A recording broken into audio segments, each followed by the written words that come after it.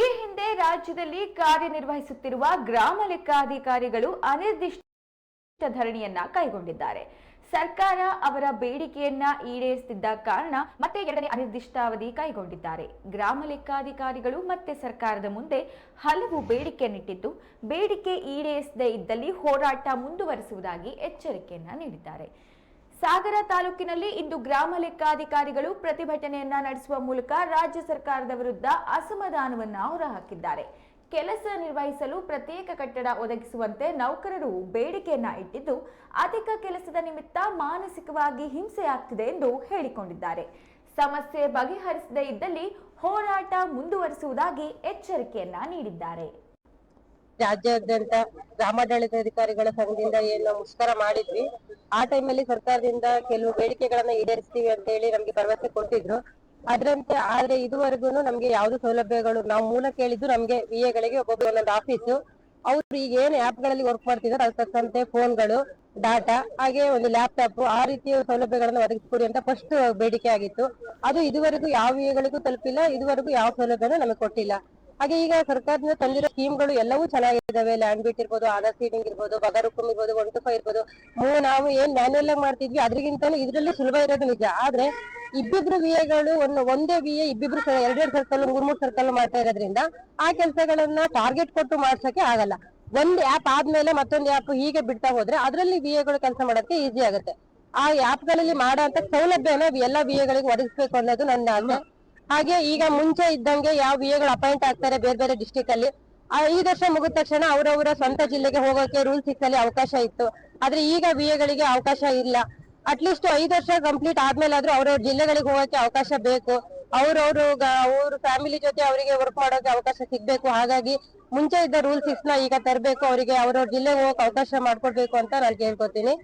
ಹಾಗೆ ನಮ್ಗೆ ಮೇನ್ ಆಗಿ ನಮಗೆ ಫಸ್ಟ್ ಏನು ಸೌಲಭ್ಯ ಕೇಳಿದ್ವಿ ಅದೇ ಸೌಲಭ್ಯಗಳನ್ನ ನಮಗೆ ಸಕಾಲದಲ್ಲಿ ಕೊಟ್ರೆ ಅವರು ಬಯಸಿದಂತೆಯೇ ವರ್ಕ್ ಲೋಡ್ ಕಮ್ಮಿ ಆಗುತ್ತೆ. ಹಾಗೆ ಎಲ್ಲರೂ ಕೂಡ ಕೆಲಸ ಮಾಡ್ತೀವಿ ಅಂತ ಹೇಳೋದಕ್ಕೆ ನಾನು ಬಯಸ್ತೀನಿ. ನನ್ನ ಹೆಸರು ರಘು KS ಅಂತ ಹೇಳ್ಬಿಟ್ಟು ಗ್ರಾಮ ಲೆಕ್ಕಾಧಿಕಾರಿಗಳ ಸಾಗರ ಶಾಖೆ ಸಂಘದ ಉಪಾಧ್ಯಕ್ಷ ನಾನು.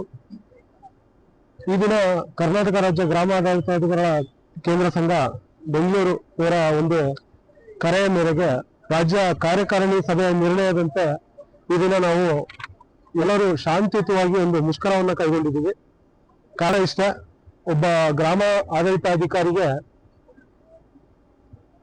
ಇವತ್ತು ಎಷ್ಟು ಕೆಲಸ ಇದಾವೆ ಅಂದ್ರೆ ನನಗೆ 21 ಆಪ್ ಅಲ್ಲಿ ನಾವು ವರ್ಕ್ ಮಾಡ್ತಾ ಇದೀವಿ. 21 ಆಪ್ ಅಲ್ಲಿ ವರ್ಕ್ ಮಾಡ್ತಾ ಇದೀವಿ. ಆಮೇಲೆ ನಮ್ಮ ಸಾಗರ ತಾಲೂಕಿಗೆ ಸಂಬಂಧಪಟ್ಟಂತೆ ಅಂತ ಹೇಳೋದಾದ್ರೆ 37 ಸರ್ಕಲ್ ಇದೆ, 22 ಜನ ಕೆಲಸ ಮಾಡ್ತಾ ಇದೀವಿ. ಕೆಲಸ ಯಾವುದೂ ಕಡಿಮೆ ಆಗಿಲ್ಲ, ಕೆಲಸ ಎಲ್ಲದೂ ಜಾಸ್ತಿನೇ ಇರೋದು.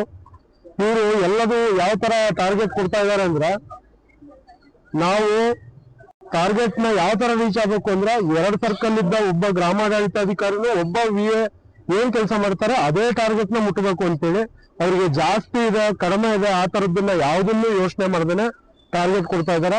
ದಯವಿಟ್ಟು ಸರ್ಕಾರಕ್ಕೆ ನಾವು ಮನವಿ ಮಾಡ್ಕೊಳ್ಳೋದು ಏನು ಅಂದ್ರೆ, ದಯವಿಟ್ಟು ಫಸ್ಟ್ ಪೋಸ್ಟಿಂಗ್ ನ ತುಂಬಿ ಟಾರ್ಗೆಟ್ ಕೊಡಿ. ಆಮೇಲೆ ಕನಿಷ್ಠ ನಮಗೆ ಏನು ಈಗ ಒಂದು ಮೊಬೈಲಿಗೆ ಕರೆನ್ಸಿ ಇದುವರೆಗೂ ನಮಗೆ ನಮ್ಮ ಸ್ವಂತ ದುಡ್ಡಿನಲ್ಲಿ ಅಂದ್ರೆ ನಮ್ಮ ಸಂಬಳದ ದುಡ್ಡಿನಲ್ಲಿ ನಾವು ಕರೆನ್ಸಿನ ಹಾಕ್ಸ್ಕೊಳ್ಳೋದಾಗ್ಲಿ ಮೊಬೈಲ್ ತಗೊಳ್ಳೋದಾಗ್ಲಿ ಮಾಡ್ತಾ ಇದೀವಿ. 21 ಆಪ್ಗಳನ್ನು ಮಾಡ್ತಾ ಇದೀವಿ ಅಂದ್ರೆ ಒಬ್ಬ ಮನುಷ್ಯ ಎಷ್ಟು ಕೆಲಸ ಮಾಡ್ಬೋದು? ಬೆಳಗ್ಗೆ 8 ಗಂಟೆಯಿಂದ ರಾತ್ರಿ 8-9 ಗಂಟೆ ತನಕ ಮಾಡಿದ್ರು ನಮ್ ಕೆಲಸದ ಒತ್ತಡ ಮುಗಿತಾ ಇಲ್ಲ. ಸೊ ಇದನ್ನೆಲ್ಲ ಮನಗಂಡು ಈ ತರದ್ದು ಹಲವಾರು ಸಮಸ್ಯೆಗಳನ್ನ ನಾವು ಆಲ್ರೆಡಿ ಈ ಹಿಂದೆ ಈ ಒಂದು 4-5 ತಿಂಗಳಿಂದ ಒಂದ್ಸಲ ಮುಷ್ಕರ ಮಾಡಿದ್ವಿ. ಅವಾಗ ಇದನ್ನ ಸರ್ಕಾರದ ಗಮನಕ್ಕೆ ತಂದ್ರು. ಅವಾಗ ನಮಗೆ ಪ್ರೆಸರ್ನ ಯಾವ ತರ ಕಡಿಮೆ ಮಾಡಿದ್ರು ಅಂದ್ರೆ, ನಮ್ಮೇಲೆ ನೇರವಾಗಿ ಪ್ರೆಸರ್ನ ಕಡಿಮೆ ಮಾಡಿದ್ರು ಅಂತ ನಾವು ಅನ್ಕೋಬೇಕಷ್ಟೇ. ಬಟ್ ಅದನ್ನ ಜಿಲ್ಲಾಧಿಕಾರಿಗಳ ಮೇಲೆ ಹಾಕಿ, ಎಸಿಗಳ ಮೇಲೆ ಹಾಕಿ, ಆಮೇಲೆ ತಹಶೀಲ್ದಾರ್ಗಳ ಮೇಲೆ ಹಾಕಿ, ಅವರಿಂದ ಮತ್ತೆ ಅವ್ರು ಲಾಸ್ಟ್ ಯಾರಿಗೆ ಹೇಳ್ಬೇಕು? ಕೆಳಮಟ್ಟದ ಗ್ರಾಮ ಆಡಳಿತಾಧಿಕಾರಿಗೆ ಹೇಳ್ಬೇಕು. ಅವ್ರಿಗೆ ಹೇಳಿದ್ಮೇಲೆ ಮತ್ತು ಪ್ರೆಸರ್ ನಮಗೆ ಬಿಲ್ಡ್ ಆಗುತ್ತೆ. ಸೊ ಇಲ್ಲಿ ಎಲ್ಲಾ ಪೋಸ್ಟಿಂಗ್ ತುಂಬೋದು ಇಲ್ಲ, ಸುಮ್ಮನೆ ಕೆಲಸದ ಒತ್ತಡ ಜಾಸ್ತಿ ಆಗಿ ಎಷ್ಟೋ ಜನರಿಗೆ ಆರೋಗ್ಯದಲ್ಲಿ ಸಮಸ್ಯೆ ಆಗಿ ಎಷ್ಟೋ ಜನ ಯಾವ್ದಾವ ಹಂತಕ್ಕೆ ರಾಜ್ಯದಲ್ಲಿ